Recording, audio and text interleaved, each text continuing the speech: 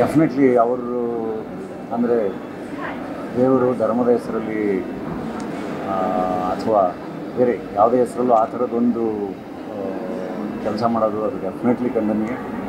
Definitely they should be searched and hunted ಅಷ್ಟೇ. Terrorism ವಿರುದ್ಧ ಎಲ್ಲರೂ ಒಗ್ಗಟ್ಟಾಗಿ ಯಾವತ್ತೂ ನಿಲ್ಲಲೇಬೇಕು. ಆ್ಯಂಡ್ ಅದಕ್ಕೇನು ಆ್ಯಕ್ಷನ್ ತಗೋಬೇಕು. ಭಾರತ ಪಾಕಿಸ್ತಾನದ ಇಶ್ಯೂ ಅದು we should get more stronger and definitely fight ಮಾಡುವಂಥ ಶಕ್ತಿ ನಮ್ಮಲ್ಲಿದೆ. ಆ್ಯಂಡ್ ಅದನ್ನು ಫೈಟ್ ಮಾಡೋಣ.